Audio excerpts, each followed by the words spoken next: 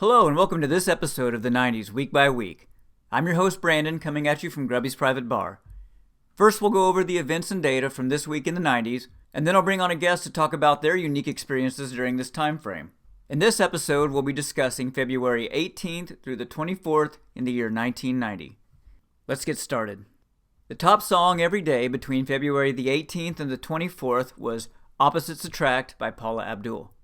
The top 10 for the week were number 10, Price of Love by Bad English, number 9, We Can't Go Wrong by the Cover Girls, number 8, Here We Are by Gloria Estefan, number 7, Two to Make It Right by Seduction, number 6, Rome by the B-52s, number 5, What Kind of Man Would I Be by Chicago, number 4, All or Nothing by Milli Vanilli, number 3, Dangerous by Roxette, number 2, Escapade by Janet Jackson, and the number 1 song was Opposites Attract by Paula Abdul. The top country song for this week was On Second Thought by Eddie Rabbitt, and the top rap song was Expression by Salt and Peppa. Notable releases this week were, on February the 22nd, the Damn Yankees released their album Damn Yankees, and on the 23rd, the single Hold On was released by the band In Vogue. In movies, from February 18th to the 24th, Driving Miss Daisy was the top movie. The top 5 movies for the weekend were number 5, Born on the 4th of July, number 4, Revenge, number 3, Madhouse, number 2, Hard to Kill, and number 1 was Driving Miss Daisy. The top 10 television shows this week were number 10, L.A. Law with the title Ex-Wives and Videotapes, number 9 was the Grammy Awards, number 8 was America's Funniest Home Videos, number 7 was The Wonder Years with the title The Treehouse. Number 6 was Empty Nest with the title Love is Blind. Number 5 was The Golden Girls, and the name of the episode was Twice in a Lifetime. Number 4 was A Different World with the title That's the Trouble with You All. Number 3 was Roseanne, and the episode title was All of Me. Number 2 was Cheers, titled Indoor Fun with Sammy and Robbie. And the number 1 show for this week was The Cosby Show with the title Isn't It Romantic? The 21st Grammy Awards were held this week, and some of the winners were Album of the Year, Nick of Time by Bonnie Raitt. Best Country Performance was Katie Lang and Lyle Lovett, respectively. Best Pop Performance was Bonnie Raitt and Michael Bolton, respectively. Best Rap Performance was Young MC, and the Best Metal Performance was Metallica. The cover of TV Guide this week said Elvis in large letters across the top, with a picture of his face to the left and a full body shot of him singing to the right. Behind-the-scenes look at the hot new series was printed on the right. On SNL this week, Fred Savage was the host, and Technotronic was the musical guest. Among the skits was Church Lady, and then on Dennis Miller there were appearances by Annoying Man and Grumpy Old Man. On this week's episode of The Simpsons, Homer buys an RV after becoming jealous of the one Ned Flanders has just bought. The family takes it on a trip into the woods, and after Homer and Bart get lost, Homer is mistaken for Bigfoot, causing a media frenzy. The episode was titled Call of the Simpsons. The February 20th guest on Arsenio Hall was Maria Conchita Alonso, Randy Macho Man Savage, and Michael St. Gerard. On February the 21st, it was John Stamos and Harry Blackstone. On February 22nd, it was Michael Tucker with musical guest Gloria Estefan and the Miami Sound Machine. And then on February 23rd, Victoria Principal, Carl Malone, and Katie Lang and the Reclines were on. On Married with Children this week, titled You Gotta Know When to Hold Them Part 2, Al and the kids travel to Las Vegas to find Peggy and Marcy. Bud discovers that Kelly can predict a winning number in roulette, and Al has to wrestle an intimidating woman to win enough money to get them home. Star Trek The Next Generation this week was titled Yesterday's Enterprise, and in it, the Starship Enterprise crosses paths with an Enterprise from the past that has just traveled through an anomaly following a devastating encounter with an enemy. Picard and crew assist them, and then following a hunch from a crew member with a perceived sixth sense, advise the Enterprise from the past to travel back into their own time, despite the overwhelming odds they will meet their demise shortly after returning. This week on Days of Our Lives, Patch and Kayla's daughter is born, and they name it Stephanie Kay. Patch becomes fixated on finding Marina's killer so that Kayla can be cleared. Victor plays an audio tape that seems to implicate Isabella in Marina's death. In sports, on February the 18th, the Daytona 500 was held, and Derek Cope was the winner. A picture of Mike Tyson going down adorned the cover of Sports Illustrated this week, with the word KO'd in the bottom right corner. The February 19th issue of the Sporting News featured a picture of a UCLA basketball player with the words, "A return to glory?" At long last, the Bruins seem ready to climb out from under wooden shadow on the right half of the cover. The upper right had a picture of Brett Hull with the words, "Like father, like son." Brett Hull carves out his own place on the ice. And the lower right said, "Block Party." Alonzo Mourning and Dikembe Mutombo stand tall in the middle for Georgetown, with the picture of Mourning in the air in front of the basket. Along the bottom it said, "How the Irish landed a bundle from NBC," and "Iron Mike dethroned? Not so fast, Buster." The top of the February 22nd issue of the Sporting News said, "Year in Sports Special" at the top, and "The Best and Worst in 1989, a look at the highlights and lowlights that made news in sports" in the middle. There were various pictures of champions surrounding it. The top book for each day between February the 18th and the 24th was Devices and Desires by P.D. James. In professional wrestling, on February the 23rd, Hulk Hogan defends the WWE Championship against Macho Man Randy Savage, with World Boxing Champion James Buster Douglas serving as a special guest referee. Also, the Ultimate Warrior defended the Intercontinental title against Dino Bravo. Batman number 444 was titled Crime Smith and Punishment, and in it, Batman continues his pursuit of the Crime Smith, analyzing the remnants of someone punished to death by the Crime Smith and their belongings. Eventually, Batman tracks the activity to a building where he is attacked, yet evades the danger. The Crime Smith continues to evade him. This month's issue of Thrasher featured George Nagai on the cover and a smaller picture of a snowboarder in the bottom right. It said, "Minstrels of Mayhem," and "Nine Commandments" at the top, and "Jeff Grosso, Addicted to Love," "Dirty World, Blame Your Parents," and "Smoke and Oz" on the bottom left. The cover of Trans World Skateboarding magazine this month showed a person on a half-pipe with the headlines, "Cold? The Indoor Scene." "Bored? NSA's Chicago Shootout." "Wonder? U.S. Tour Part 2. "Wonder? Mike Vallely Pro Spotlight," and "Fun? Lake Sequoia Summer Camp" at the top. In the top left corner in yellow, it said, "Winter Sweat Sizzles." Also this week, on February the 11th, Nelson Mandela is released after 27 years in prison. On the cover of Time magazine was a picture of Mikhail Gorbachev with the red image of Lenin behind him. Across the middle were the words, "Starting Over." Gorbachev turns his back on Lenin. At the top it said, "Freedom for Mandela." The February 22nd cover of Rolling Stone magazine featured a large picture of Janet Jackson's face, with her name across the bottom and the words, "Michael's Little Sister Grows Up" beneath that. The cover of the February issue of Spin magazine was all red with a picture of Flea from the Red Hot Chili Peppers in the middle of it suspended in air. In the top left corner it said, "Red Hot Chili Peppers, Anarchy on the Pop Charts." Other headlines included, "90s in Effect, You Heard It Here First, Special New Music Supplement," "Berlin and Prague, Inside the Revolution," "Exclusive, Chet Baker's Autobiography," "William Burroughs, Just Say No to Drug Hysteria," and "Two Live Crew." The cover of the February 15th edition of People magazine said, "Real Life War of the Roses" over the words, "Dirty Divorcing" in large print. Underneath that, it said, "Happy Valentine's? Here's our battlefield report on actual spouses who wanted to send each other to hell, but without the furniture." The bottom half was a picture of Kathleen Turner and Michael Douglas in bed from War of the Roses. The very top said, "Joan Rivers, finally coping with Edgar's suicide," with the picture of Joan Rivers to the right. The February 23rd issue of Entertainment Weekly said, "Why Can't We Get Out of Vietnam?" in bold letters, with the picture of a soldier in the top right and the words, "In movies, books, and TV, America's obsession with the war is escalating, bringing a little therapy, lots of profit, and now a brave new novel about peace, Tim O'Brien's The Things They Carried."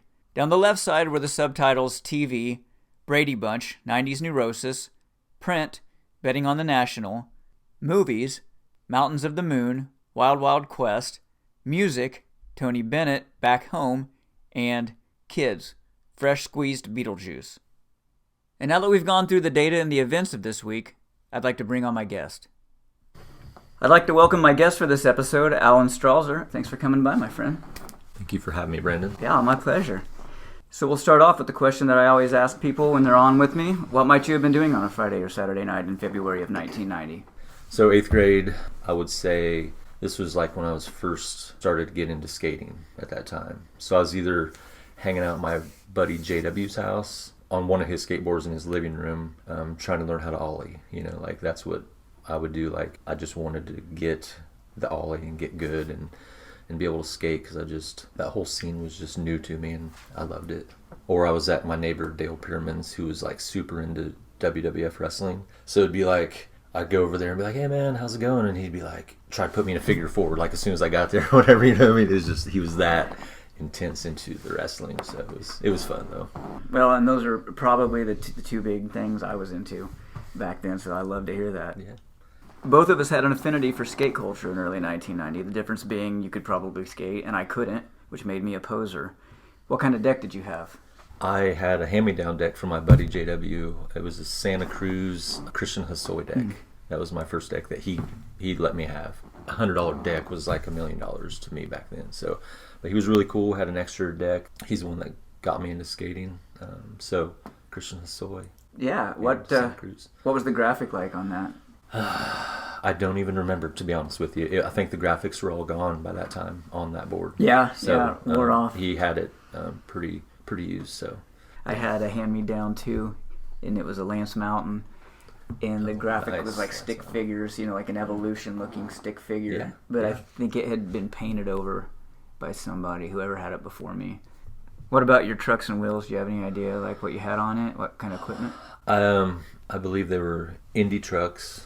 They were bigger wheels at that time. This was kind of the early 90s, so it's still the bigger, wider boards and didn't have a nose on it, So the boards evolved through the 90s, but so this one didn't have a nose. It was just a flat, not a lot of concave on it, big tail. That's what I remember, and it still had like the rails on the bottom to do board slides with and stuff. But I just remember riding on, or just learning how to ollie on that deck and falling in love with skateboarding, and it became a passion. Where'd you guys skate at? It started in Petersburg, just like we were street skaters. We weren't really ramp skaters until our friend, his dad built him this ramp in his backyard, and so eventually the next year we got into doing that too. But anyway, we street skate in Petersburg, have to run from the cops and stuff all the time, just the cliche of skaters running from cops just because they thought we were trying to vandalize or whatever, but we were just watching skate videos and then trying to do what they were doing, and learning. So we had a lot of fun, and then it evolved more and more.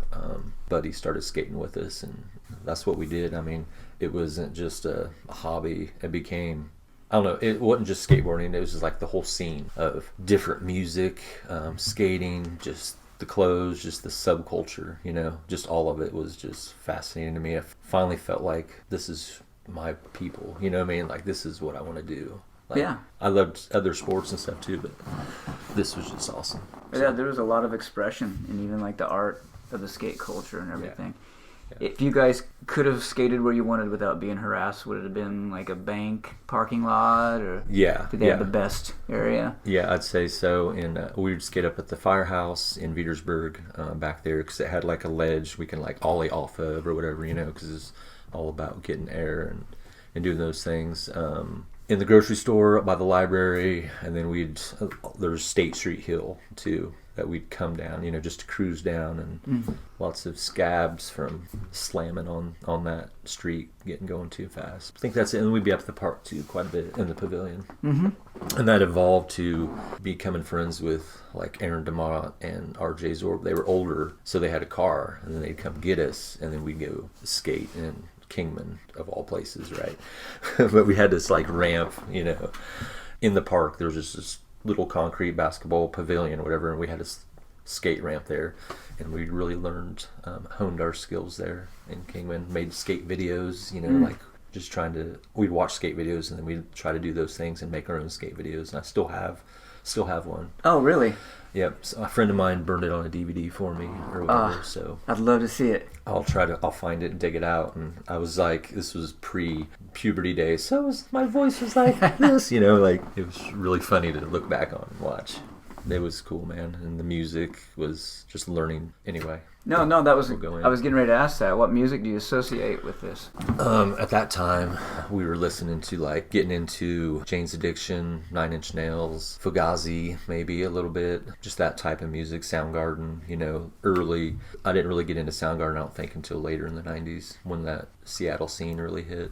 And I still listen to like Guns N' Roses and stuff like that too. You know, I liked them still, and like some of the hair bands like Poison and all those stuff. I was just like, that's just, we're not doing that. But I still like Guns N' Roses was almost like the transition between that and grunge. That's what it seemed like to me. I think that Guns N' Roses bridged the gap between hair bands and alternative, like made, or not actually alternative, but grunge, made kind of the transition possible. Yeah. Not to give like Guns N' Roses too much credit. Right. But you know what I mean? Yeah, like that's what it seemed like to me.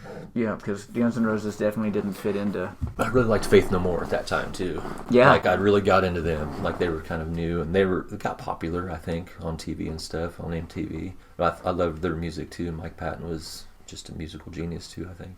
Yeah. I think in one of the prior episodes, I mentioned that Epic, was released as a single. So, although it probably, wasn't just at its peak... Yeah, it was out there right now. Yeah. And you're right, what a groundbreaking song. What a great time for music, really. It was, man. And that, to me, they were like rapping or whatever, too. He was rapping and singing and doing the hard stuff. So that was early on. Mm-hmm. Like now they do a lot of that mix with the hard rock and the rap. So. Yeah. Did you have a skate shop you frequented and went to? Not at that time, no. It was, my buddy had a Cheap Skates magazine and he would order skateboard stuff through. And so we didn't really, at that time, early on in 1990, we didn't really hit a skate shop, maybe not until later on. At that time it was just too early. But we eventually went to Champaign and Lafayette to those skate shops. So. And the world wasn't as small back then as it is now. It felt like especially when you didn't have access to cars as easily and things like that. Yeah, we couldn't. JW's mom sometimes would take us to Hillsboro or Crawfordsville. There would be a music scene there. They'd be like down in a basement downtown somewhere, and it'd just be these bands. Really cool, you know what I mean? Just being a part of that, being so young and being like, if my mom and dad knew I was here right now, you know what I mean? Yeah. It'd be flipping out. But in Thrasher this month was an advertisement for the Mike McGill fish deck. I always wanted that deck, even though I couldn't really skate, but never got it. Was there a deck that you always wanted you never got? Yeah, there was a Ray Barbie deck that I wanted. I just liked the way he skated in the videos. So when I watched the POW videos, Ray Barbie was the guy I liked. So I wanted his board. But, I just got whatever, was coming down to me. And once we started getting into hanging out with other skaters from other towns and stuff, then I would get all their old decks and stuff and just how that evolved. And then eventually at some point I saved up money and got a job, and then I'd buy my own stuff. But yeah, that Ray Barbie deck was cool. Yeah. Did you get into skating at that same time too, or? I mean, yeah, as far as like immersing myself in the culture, not, I couldn't skate. I think I tried. Well, I wasn't really allowed out. Right. I was kind of, and I'm not upset about it. I probably shouldn't have been let out. But yeah, I wasn't really allowed to even be out in the circumstances that would have let me hone those skills. Right. But I was so incredibly awkward and unaware in those days. I remember like being at my mom's, and I had a radio. I just remember a radio playing and me skating out of the garage and down the sidewalk and back. That's all I ever really got. But I remember trying to ollie, but back in those days, if something didn't come easy, I probably wasn't going to spend a lot of time on it. Yeah, the ollie was the key to, once you learn the ollie, then everything else kind of revolves around that, all the other tricks and stuff, the kickflip and everything. So I spent hours just learning the ollie, just so when I went out and skated with everybody else, I'd be able to do it, you know what I mean, and not slow people down or whatever, like I wanted to, whatever tricks they were doing, I wanted to be able to do them too. So I just really focused on trying to hone my skills or whatever. But, yeah. And it was just a lot of fun. At that time, being around your buddies and stuff, it wasn't, a lot of people have this misconception of skaters as vandals and like troublemakers or whatever, but skating took a lot of skill, a lot of hard work, and there was a lot of persistence in it and a lot of camaraderie too, you know what I mean? So it wasn't really a team sport, but you had an individual learn how to skate or whatever, but at the same time you're like cheering each other on, helping each other. I learned so much from my buddies. Are you still in touch with very many people you skated with in the early 90s? At that time, in the 90s, early 90s, the only one, Aaron DeMott. That you're still in touch with today? I'm still in touch. He still skates today. Like, he still thrashes. Like, he's really good. Yeah. That's awesome. Yeah, it is. It's cool to see that. Because I remember we got closer as we got older, like, in high school in the later 90s. He just remember him saying like he was never going to stop skating, and he hasn't. Did you have a favorite skater? Like on the videos, you said you guys watched a lot of skate videos. Was there somebody you always got a little more excited when they came on? Ray Barbie. And, you know, like later I was like, Tony Hawk. And he was a great ramp skater or whatever, but I was never super excited about him. Frankie Hill and the Pals. Christian Hosoi. Thought he was awesome on the ramps. But street skating was more what we did. You know what I mean? So I'd always look for the street skaters and the tricks. And Mike Vallely, he could ollie really high. He was just like, win all the ollie contests. And Frankie Hill, he was a 1 foot, like an ollie, and then you stick your foot out. It's like a 1 foot. And I always wanted to do that. And I finally, you know, that was like my favorite trick to do that. And so you threw out Jane's Addiction and stuff. Some of the music I remember being around there was early Chili Peppers. Hot Chili Peppers too. Like Mother's Milk. Yep, Mother's Milk. I have Mother's Milk. Like, man, I still loved the Doors and the Beatles just because my dad influenced me a lot listening to that type of music. So I'd always be playing that music because we'd always have a boombox, right? That we'd have our skate video too, because in the skate videos I always had music playing while you skated. So we'd always bring a boombox, and I think our buddy Dustin Todd, he had the video camera. That's getting ready to ask who had the camera. Yeah, so we'd be there and hammer, and we'd always play her like our song, you know, like the one we picked out during it, you know. So Vans or Airwalks? Neither. At the time. What were you wearing? Just whatever you had on? Just whatever, yeah. Like, I don't even remember. It was probably Pony or something, you know what I mean? Same.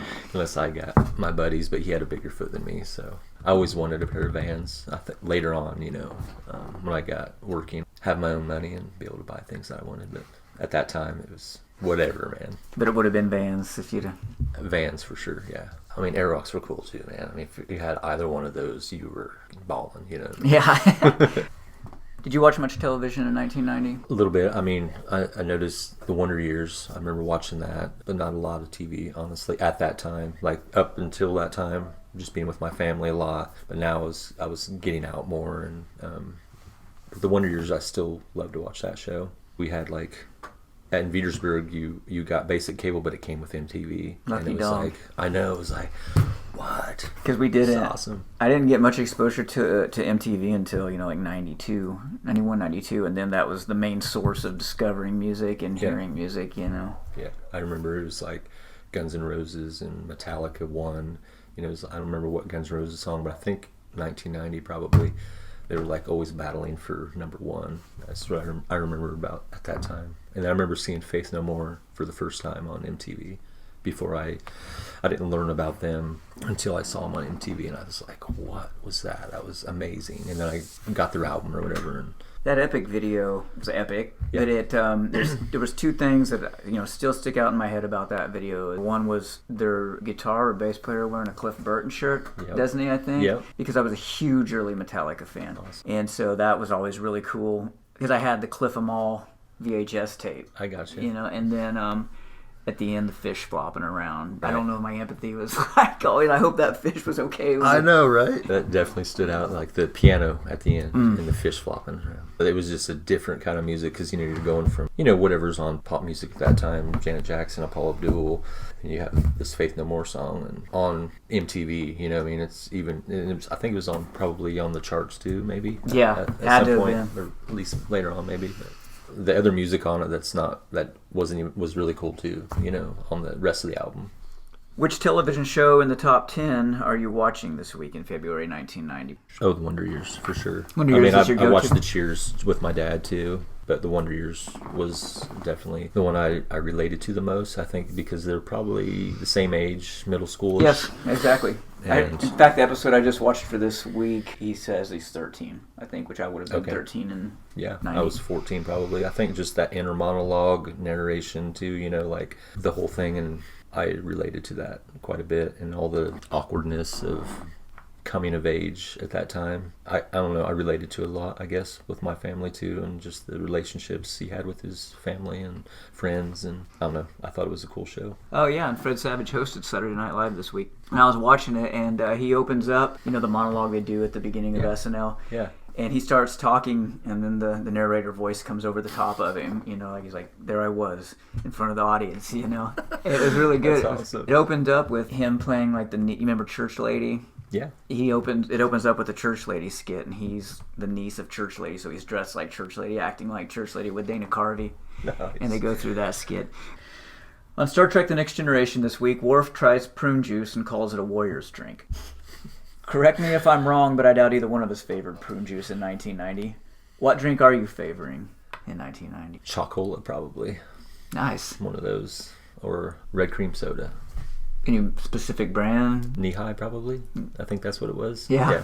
Did your parents routinely make you eat or drink anything at that age that you hated? Corn.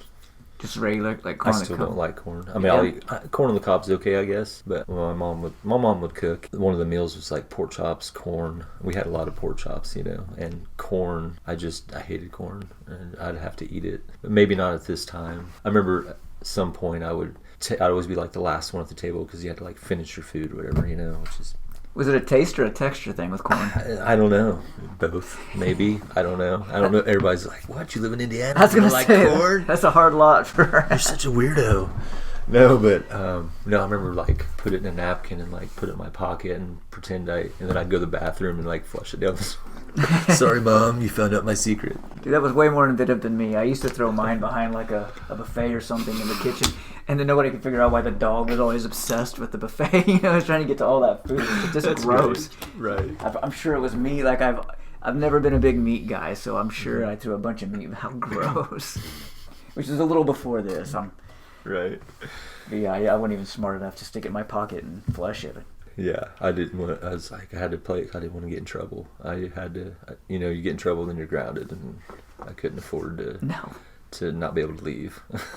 It's funny because, along those lines, that a minute felt like an eternity. You got in trouble, got grounded or whatever, and it felt like a year. When in reality, time back then seemed to last a lot longer than it does now. The older you get, it's just a minute's like that, and back then it could have drug on. Absolutely.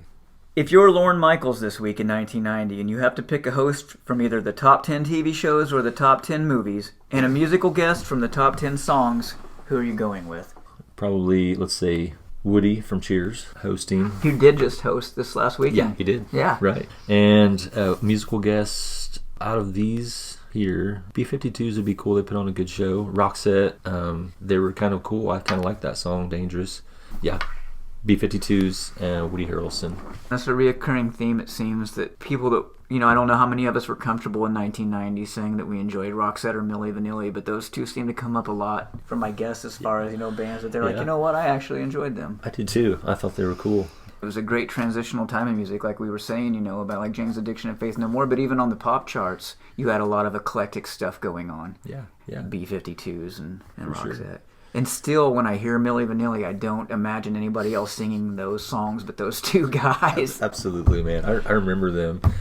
I remember at that time watching them on TV, and when the whole ordeal. When did that come out? Later that year, I think. Was it at the Grammys, or was it that they played at the Grammys? They this did. Grammys, yeah, right? Yeah, this week, and we're winning all kinds of awards. Yeah, right. Best new artist. Hilarious. I remember watching it though, because they were lip syncing. Then, it was just like, I just figured that's what they do at award shows, right? Right. Just lip sync probably, just so it sounds good, but it was awful. I went down a rabbit hole of videos on them not that long ago where I'm watching, different concerts and things. And it is so absurdly obvious, like everywhere they were.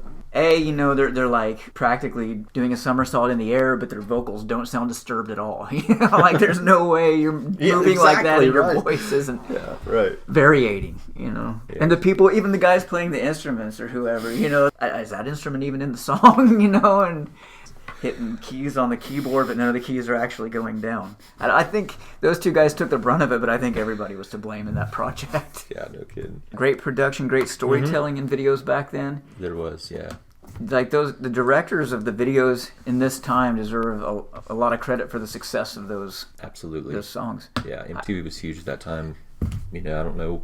Does MTV play music now? I have no idea. I have no idea either. Somebody referenced something on it the other day, and I was like, "Oh, it's still on." Like I didn't even know it was still a channel. I thought it was dead. I don't know, but it was a huge influence on me at that time when we got cable with MTV, and it was just like, this is the best. You know what I mean? Like, another world you jump it into. It was great. And my sister was super into music too, so it was really big for her. She was big into the making music and making mixtapes and pretending to be a DJ. It was cool because she had a boombox, and so a lot of her musical influenced me too. And so in the top 5 movies this week, there was a diverse representation of genre. What kind of movies were you into in 1990? I remember Born on the 4th of July. I remember that movie was like traumatizing almost to me, and just reoccurring theme in my episodes. It was like not just for the graphics of the Vietnam War and those things, but just just giving a different perspective and the anti-war part of that movie. And I think that's probably where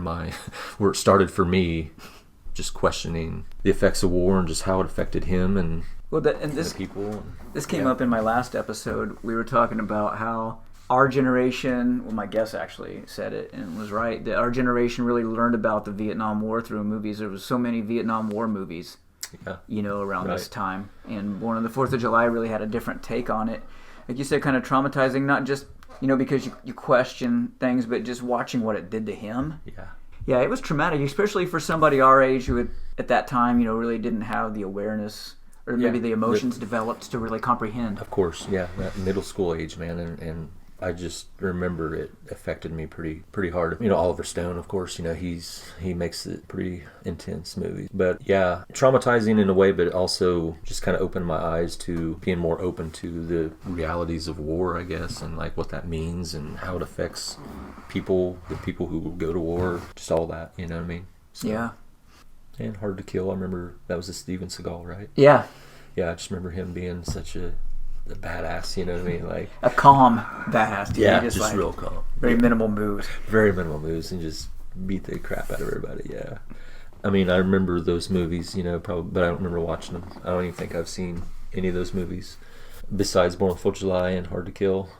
On Saturday Night Live, grumpy old man, played by Dana Carvey, complains about bottled water on the Dennis Miller Show because, he's playing this grumpy old man that doesn't like modern things, so he's railing about water being bottled. Right. For some reason, I thought bottled water wasn't around until the late 90s or early 2000s.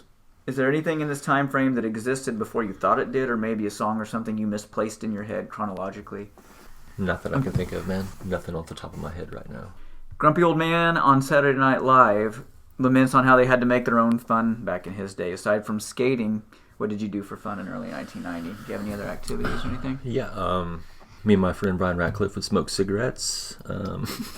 No, and then, scandalous. Yeah, right. Go down to the pool hall and play pool in Petersburg. I remember playing pool down there with the guys. It was kind of the bad boy people down there, and I was just like this kid, this real awkward. But I really enjoyed it. But it was great. I learned how to play pool in there. I learned a lot of stuff in there, and started to play guitar a little bit too. That's something I haven't really thought about, I don't think, before this point. Pool halls used to be a staple of even small towns, and now I think they're pretty much obsolete. I remember going in there as a kid and those huge pool tables in the back. And yeah. It was cool. Now it's just in bars, basically, where you can go play pool. Yeah. As a matter of fact, we got caught stealing at the Ben Franklin in Petersburg at that time. So I would be stealing water guns, right? And then I'd take them to school and sell them. That was my gig. So anyway, so they were obviously caught on, right, or whatever. So went in there, and I just remember it just fell off. You know what I mean? Like something was up. But anyway, I went and had the water gun in my pants and went up there, and they were waiting for me. And I bought something small or whatever, and then they grabbed me, and then the cops pulled up and arrested us, you know what I mean? Like, scared the crap out of us. Went to the jail in Covington because they put us in the slammer, like in there, you know what I mean? Like, we were in a cell. Scared the crap out of us, How old were you? 14 probably, 8th grade. Around this time? It was this time, yeah. So you were a water gun black market dealer? I was pretty hardcore, man. That's heavy. Well, thank God you didn't follow that line. Yeah. And the cop was he was like 78, you know what I mean? He came and I don't know if he cuffed us or not, but I thought he did. I think he cuffed us just to give us the whole effect of... It starts with water guns. Yeah. Pretty soon, you're... It goes from the ones, that goes in your Easter basket to the super soakers to... before you know it, it's water balloons. Yeah, exactly. That's hilarious, man. But anyway, that was, I mean, that might have been when we talked earlier about going back in time. Yeah. No, It's still, I still probably wouldn't change that just because. On Golden Girls, Rose said that when she was young, there was a boy she liked that once put a box full of chiclets in his mouth on a dare, like it was a big deal. Inconsequential, but I'm just wondering if you did anything in 1990 on a dare, or that you remember someone doing something on a dare. We're always doing something on a dare, and I was always getting dared to do crazy stuff on a skateboard. You know what I mean? So it'd be like, okay, there's a roof, ollie off that roof, or you know what I mean, or go off this ledge that you do it, then we'll do it type thing. So I was always that person who's like, yeah. How often did they do it after you did it? I'd say 70% of the time. Oh, nice. Yeah, you know what I mean, because we were all crazy a little bit, So, yeah. But yeah, I'd always be the crazy one to do something. Also on Golden Girls, Dorothy gives her mother a curfew. Did you have a curfew in 1990? Oh yeah, definitely had a curfew. Mine, I'd have to be, you can hang out, have to be home by dark. You know what I mean? That's the way it was. And a lot of times I'd break that rule and face the consequences of it. Yeah. Were they severe consequences or? Just grounding, probably for a couple of days or something like that. But if it was really important, like we had to be somewhere to skate, I was going to break that rule. You know what I mean? Like if we were going out of town, a new skate spot. I'm sorry. One time I didn't even come home. Yeah. Until the next morning. Oh, wow. Flea was on the cover of Spin magazine this week. This was before Blood Sugar Sex Magic really launched them into the stratosphere. We already kind of touched on that, and you said you were listening to them. I didn't think that they were really, again, talking about remembering things differently than they really were. I really thought the Chili Peppers were underground at this time, but if they were on the cover of Spin magazine, I thought they were too, yeah. On Cheers this week, Rebecca plans a day of living out her early teenage fantasies. What would your perfect day have looked like in February 1990? Probably going to California to skate with my buddies. That would have been the perfect day. Just skating all day in California and all those cool spots that you see in the magazines. On the Wonder Years, Kevin accidentally kicks a ladder over, causing him and his dad to be stranded in the tree where they're building a tree house. Did you have any instances around this time where you accidentally caused a major dilemma or something you did got unintentionally out of hand? I mean, I guess we could cite the Ben Franklin incident. You can definitely cite the Ben Franklin incident. How about video games? You playing video games at this time? Arcade or console? A console. Oh, well, we'd go to like arcades and stuff too. But I remember like my dad got, because I think, was Super Nintendo out at that time? I don't know that Super Nintendo was out just yet. Yeah. It might have been. And we might not have had that. My buddy had video games. He like had all the systems, or whatever. Played a little bit, but I didn't play. I remember it might have been the next year. My dad got a Nintendo. It was like after everybody had Super Nintendo. We were always like a little behind, but playing Mario like crazy. Yeah. Did you beat it? Probably. You? I was a huge gamer. I was terrible at it. Let me do it though. Yeah, I think again it was that short attention span. Same reason I never saw the ollie through. I just probably around this time there was a pizza place in Covington. Had no idea what it was called, and it wasn't there I don't think that long. But they had a standalone arcade unit of a professional wrestling game, and it wasn't WWF or WCW or anything like that. It was like generic characters. Starman, I think, was one of the guys. Okay. And man, that thing was awesome. Cool. By the way. I love that. Yeah. That's a neat memory, and I wish I could remember what the name of that place was. So maybe somebody will hear this and tell me. On Married with Children, Al has to square off with the female professional wrestler in Vegas to try and win enough money to get the family back home. Did you watch any professional wrestling in 1990? You said that your neighbor was obsessed with it. Yeah. Dale was a couple houses down, and it was just, I'd go over his house and hang out, and it was, he lived it. So you go over there and hang out, and he'd be like, "What's up, dude? How you doing?" And he'd put me in a figure four or whatever, just like as soon as I get there, or like suplex me, or, So yeah, we'd watch. That time it was like Hulk Hogan, Ultimate Warrior. I remember watching the Road Warriors was a cool one at that time, I think. Right? Yes, very cool. WWF was just Hulk Hogan, Macho Man, Hacksaw Jim Duggan, Brutus Beefcake guy, the Jake the Snake, Macho Man. I don't know if I mentioned him, but yeah. Ultimate Warrior was like the one because he was from Fountain Central, so everybody was like, Ultimate Warrior's the ultimate. Yeah. So Which, back at that time, without the internet and texting and things like that, information didn't travel like it does now. So a lot of people didn't know he was from that area for a really long time. Mm-hmm. I didn't know. And I was big into WWF. yeah, I didn't either, but Dale knew because he knew everything about wrestling. Yeah. You know, so And I know people now that knew him, that went to school with him and stuff there. And it was the same way with Shannon Hoon. Like, I had no idea he was from Lafayette yeah, right. for a long, long time. Yeah. And now I encounter stories about him all the time from people up here. Did you have a guy? Like a wrestler that you liked? I mean, I watched it. I was into it. I mean, I'd say Ultimate Warrior or Hacksaw Jim Duggan probably. Yeah. Road Warriors was one I really liked, though. Ric Flair, too. You can't forget Ric Flair. Were your ears pierced in 1990? Nope. No ears pierced? No ears pierced. I think I just got rid of the tail at that time. The rat tail? The rat tail. Yeah, in 7th grade. I had the rat tail, right. Nice. Anyway.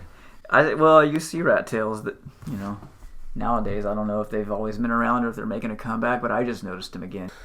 What magazines would you have been reading, like, at your buddy's house? Let's see, like Thrasher, Transworld type things. I'd just be like looking at especially Transworld, because they'd have the scene, how to do the trick type thing, you know what I mean, and just reading about some of the articles or whatever. Yeah. But, yeah.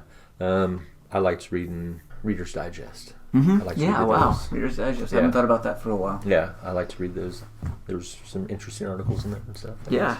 They always have like a thought or like a quote or, like a motivational thing. I think in the Reader's Digest, they always have one in there. Well, I forgot all about Reader's Digest. So they'd have those in the laundromat.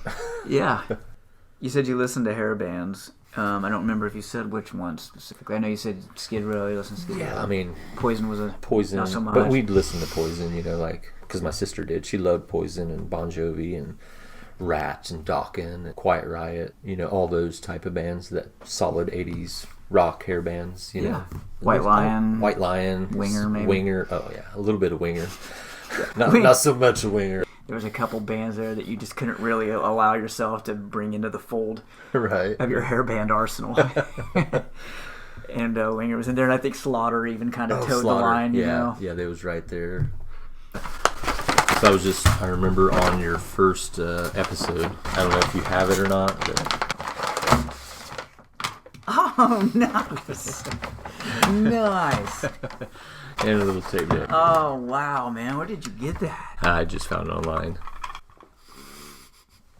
That's awesome. Yeah. Was that the name of the album? I guess so. I didn't know, but... They went all the way with that concept. Yeah. They named the album and everything. Yeah.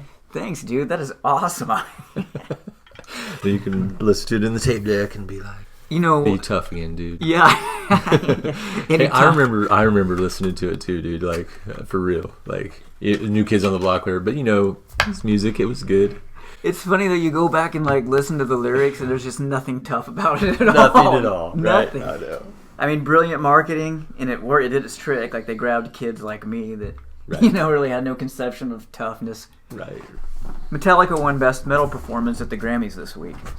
This would have been during the gap between Justice for All and the Black Album, which is where a lot of Metallica fans draw a line in the sand between, quote, good Metallica and bad Metallica. That's true. Were you listening to Metallica in 1990? Yeah. Do you have an opinion on their product prior to this versus after? Or like, is it all the Master same? Puppets before? Yeah, Master, then Justice. Yeah. And then went on to Black Black Album, right? I don't have any preference or whatever, like I had buddies that were like super already into Metallica with Master of the Puppets, whatever, and I really didn't listen to that album until one, I heard one on MTV, and then I was like, who is this? And then, of course, I got more into Metallica, and then by the time the Black Album came out, I really wasn't listening to Metallica at all. Yeah. I mean, I hear it on the radio or whatever, but the music I was listening to wasn't really on the radio. Right. I mean, I'd listen to it because it was on the radio, but you know what I mean? Yeah. Like, if I had a choice, like I would be, whatever was playing in my car, it was just something that more alternative, off the subculture type music or whatever. I'm one of those Metallica snobs that, draws the line in the sand, and and probably shouldn't. Explain that though. Well, I don't. It's probably multifaceted. Is it like because they sold out? I think a lot of people would accuse me of that, and I'm not saying that's an unfair critique because I do tend to be like that, not consciously. But I've noticed that if something's overly popular, I don't know. There's just something about me that rebels against it. I know what you mean. But the reason I don't really apply this to that, so I remember because I was a big Metallica fan. I mean, all of their prior stuff, Kill 'Em All, Ride the Lightning, I loved it all. I remember being so excited for the Black Album, because back then hype over a new album or songs dropping was different than it is now. Of course, Things just kind of happen quietly. Yep. And so and the way that you would discover a song for the first time, I mean, they would hype it, and then it would world premiere on MTV. Like the world premiere video was the first time you heard the song, even before it hit the radio or the album dropped, I think. Yeah. So I remember, Enter Sandman was the first single off of Black, and I remember literally making a night out of it. I didn't really have anything I could do that night anyway. I didn't really have a big social life. But I remember distinctly sitting there, just fixated on the television for this song. When Enter Sandman played, it just didn't feel good to me. It had a different vibe to it. Like, it just didn't feel and sound like Metallica up to that point. Of course, yeah, it did have a different sound. And, good for them. Mm-hmm. That launched them onto, like, billions of dollars and made them a household name. And they think that's the greatest thing that ever happened to them. But, to an old school Metallica fan, it was just kind of like, I tried, like Nothing Else Matters, The Unforgiven, like, I'm sure great songs. Yeah, right. Just everybody hung out with, it was that type of same thing. Yeah, and they felt like they sold out. Yeah, and they, which I'm sure is an arbitrary term, I'm sure. Right. Same with Chili Peppers. Yeah. But Metallica was a thrash band, to start off. Like, they were just like hard metal, like metal you didn't hear. Right. And they, they probably evolved and just got better at their instruments and songwriting. Yeah. And that to me, for some reason, that was not okay. I don't know. I get it. Yeah. So, all right. Thank you for having me over, man. No, man. Thank you, Alan. I appreciate it. It's been a great conversation, buddy. Definitely. So hopefully we'll have you back up again. Yeah. Awesome. Sounds good. All right, buddy. Thank you. Thank you. And thank you for joining us for this episode of the 90s Week by Week. I hope you enjoyed letting other people's experiences remind you of some of yours. If you haven't already, please subscribe to us on YouTube or follow us on one of the various audio apps to be informed when new episodes are dropped. You can find links to all of our social media sites on the 90sweekbyweek.com. Till next time.